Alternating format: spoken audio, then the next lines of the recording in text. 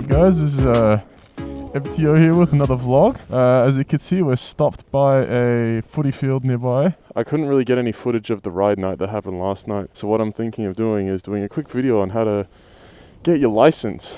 Get your L's, get your P's, go onto your full license. Got my bike in display here, very nice and pretty. You can see I've got an MT-07 for those of you that don't know. This is a 2023 model. It rained a little bit last night when I was on the way home from that ride night. Yeah, so we're going to talk about how to get a license. I love how people just like enjoy staring as they drive by, like it's not obvious. Like when you're recording, you're so like observant of like what's happening around you that you just like notice when people are staring at you. Anyway, yeah, so like I said, we had a ride night last night that was in Heatherton. There was probably like 400 or 500 bikes or something. It was insane. It was like hosted at the Shannon showroom.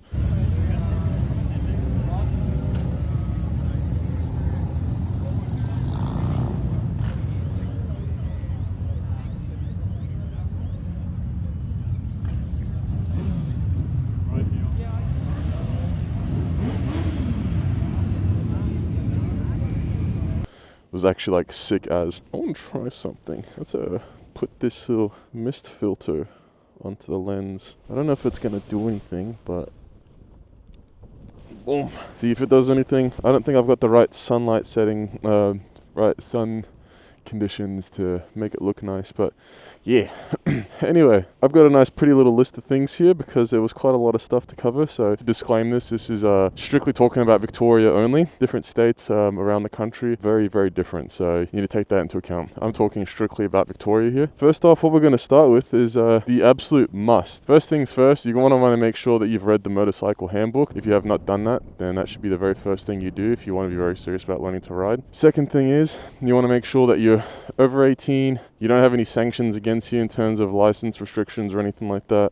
You're not disqualified from riding at all. But yeah, and that you actually live here, but I mean, that's kind of obvious. So how the structure usually works out is that you have your 2-day course, then you go for your check ride, and then you go for your actual license test, which is like getting your P's pretty much. First license test that you do is a 2-day course.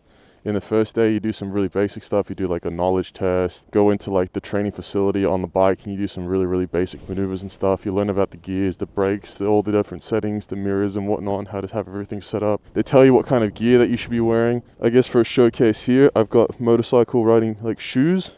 They're a lot more padded than typical shoes. They're abrasion resistant.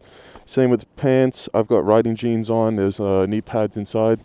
These don't fit me very perfectly, I don't think. They kind of sag a little bit, but once you actually get on the bike, your knees bend and it comes up, so it's all right. They're also abrasion resistant. They're Kevlar lined on the inside. Motorcycle jacket, I would definitely suggest getting a really nice one from the very start, because then you're just going to want to replace later on.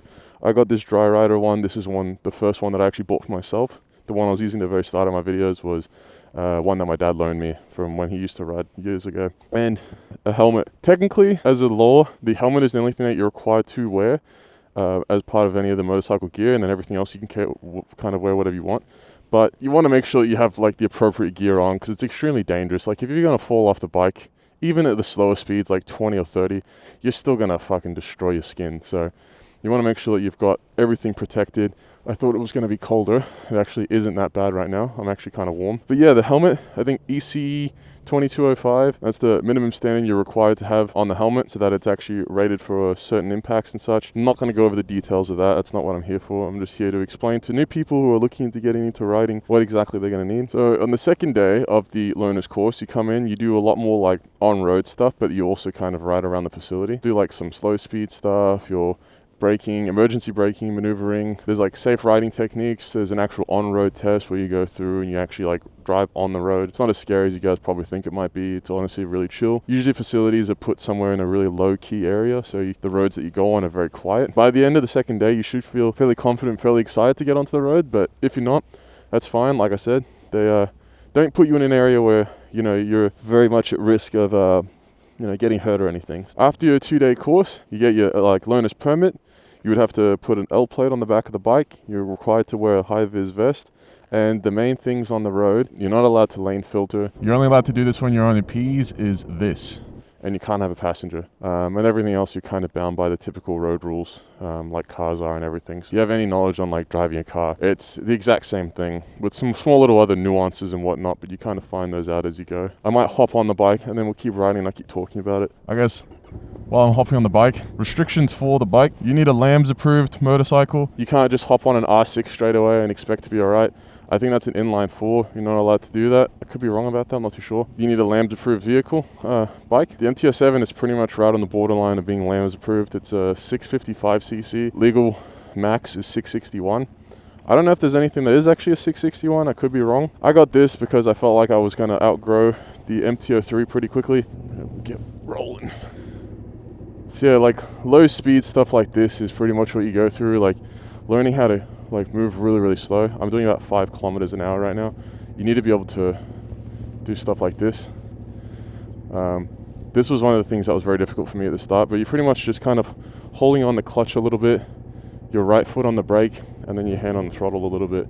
And you should be able to rev and you don't really move much faster.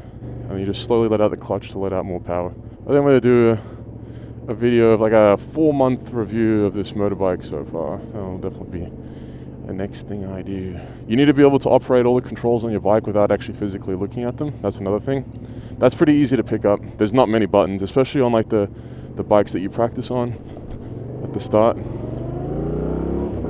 Learning how to change gears and everything, all that information is important. You need to be able to understand how to do all that stuff by the end of the first day. It's really not hard to pick up. I think one of the most important tips that I learned was just like, it's all clutch. Like learning how to ride a bike is just understanding how to manipulate the clutch. Like if you've never done manual stuff before, that was the biggest hiccup I had when I was learning. I've never had experience on any manual vehicle, so I had a massive compilation of stalling that I did, and I think every single time I ever went out on the bike I would stall. These days if I stall it's actually a bit of a surprise, but every once in a while there's a bit of a surprise circumstance. Maybe if I like slam on the brakes because someone in front of me slammed me on the brakes, and I stall the bike out because I accidentally did put the hand on the clutch and such, you know, things like that. The 2-day course is 8 hours, 1 8-hour one day, 8 hours another day. The check ride is only 4 hours. The stuff you go over in the check ride is pretty much what you did on day 2 of your learner's course. You pretty much go through, see how you're traveling with stuff, because once you get your learners, you're allowed to go out on the road, you can start developing your skills. You have your learners for a minimum of 3 months, at maximum 15 months. If you've lapsed your learner's period in 15 months, you need to go for the learner's permit test again. I don't know why I'm waiting behind cars. When you go for your check ride, you pretty much cover everything that was on your 2-day course. You pretty much just get given feedback. They let you know if there's anything that you could learn and whatnot. It's honestly very hard to fail a check ride. Realistically, you want to go for your check ride when you feel like you're at a competent level and pretty comfortable with your skills that you could actually like go for the test, because at that point they're kind of just reinforcing some stuff that's worthwhile learning. And then you go for your actual like license test, which once you pass that, you get your Ps. On the license test, it's the exact same thing as the check ride in your 2-day course, except this time like they're a lot less forgiving, and they will fail you if you do more than 2 safety errors or if you stall once. When you get your Ps, the most fun happens, in my opinion. You don't need to wear the high-vis vest anymore, which, by the way, don't hate the high-vis vest. No one judges. Out of all the group rides I've been on, I have never been judged once for having the learner's vest on. Everyone's been through that shit before. Like, everyone's been required to wear the high-vis vest before, so you're not going to get judged whatsoever for wearing your own. Yeah, no one judges you, so don't worry about the high-vis vest. You don't have it on for very long. You get rid of it soon. You still can't have a passenger, but you're also allowed to lane filter, which is pretty much like the biggest bonus. Most people care about commuting and stuff, and that's initially why they want to get a bike. Then being able to lane filter is pretty much like the biggest bonus. I showed it before, but yeah, this is lane filtering. You don't want to be doing it over 30 kilometers an hour, otherwise it's not really lane filtering anymore. Some people are nice and they move out of your way. Always give them a wave and say thank you. Some people don't. Oh, look at the doggy. Yo, doggo! That's cute as. Yeah, it is lane filtering. So this has been statistically proven to be a lot safer for motorcyclists, as you're not staying behind a car and you get to skip through traffic. It also relieves congestion on roads. So if anyone tells you that lane filtering is not good, I suggest you laugh at them. The only time I've ever seen lane filtering not good is when someone has done it stupidly and gone way too fast and gone through gaps that they should not have gone through. Never understand this, like, well, why is he flying up just to fucking stop? Makes no fucking sense to me.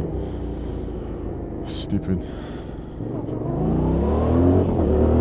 I know there's some exceptions for having a license in another country and then coming and transferring here. From what I understand, you still need to do the 2-day course. Literally the very next day, even on the same day, you can go straight for the test to get your license test. And then once you get that, you have this, like, you're back on like your open license if you had an open license somewhere else. I'm pretty sure that's how it is. Don't quote me. I didn't go through that myself, so I'm not too sure, and that's not really the entire point of this video. That's pretty much all I had to really cover about it. The last thing I wanted to mention was the optimal route for getting your license. Do your learner's permit, you wait 2 months, go for your check ride, wait a month, and then go for your learner's test. Some things I wanted to say though is the learning experience was extremely fun.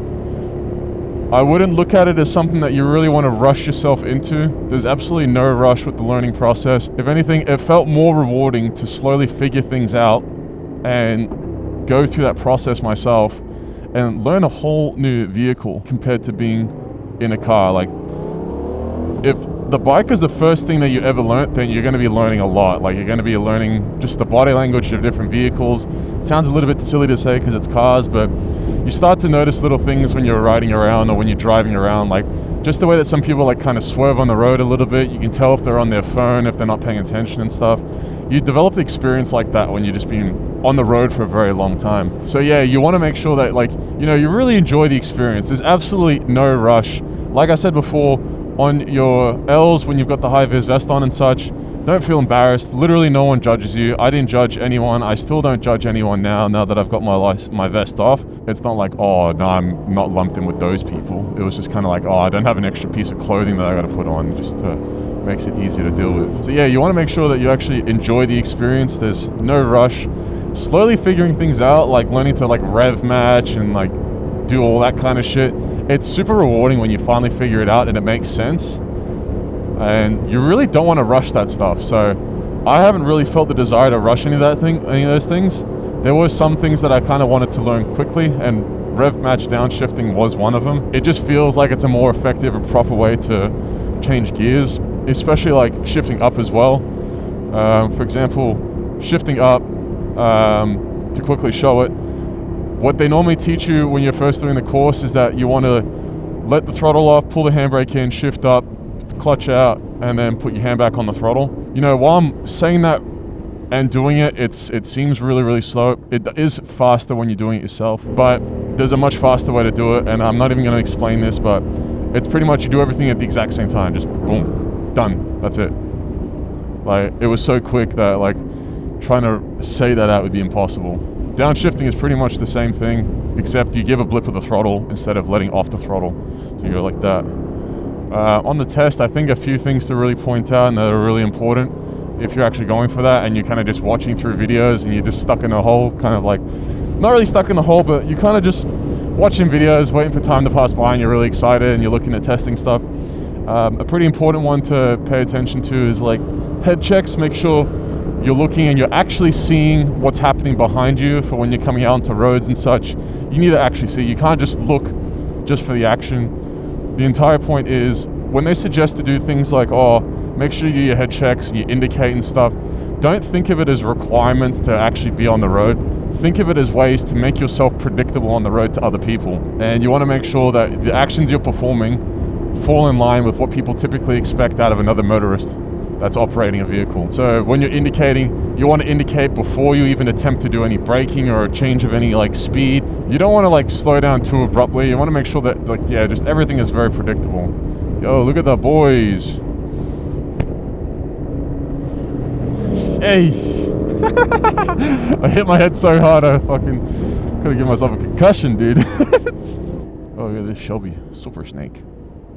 Fuck, unless it's just fake, I don't know. Yeah, so you just want to pay attention to all the actions that you're doing on the road, and you want to make sure that everything you're performing is just in line with being predictable. While you're just commuting and such, you want to make sure that you're not staying side by side with other cars and being in their blind spots. That's a big no-no. I had that happen to me, and I'll put a little clip of it in.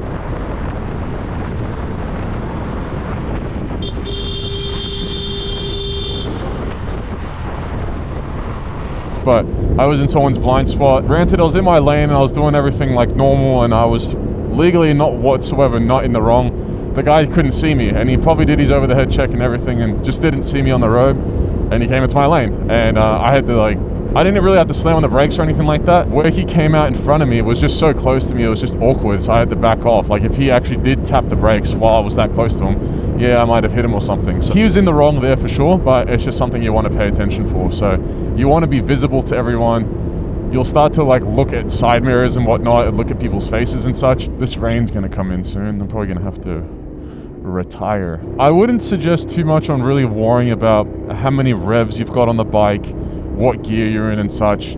You just learn that as you go. It's not really a thing that you need to actively pay attention to and be like, oh, in second gear I need to be doing a certain amount of revs, this and that, or going certain speed.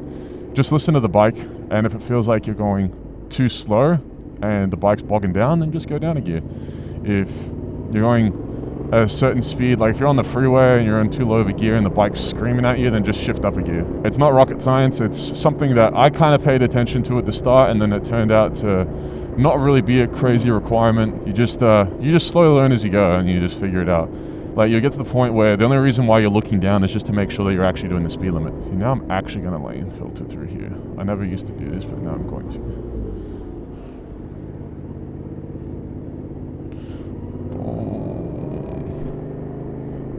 Indicate 2. Haha, silly me. Oh.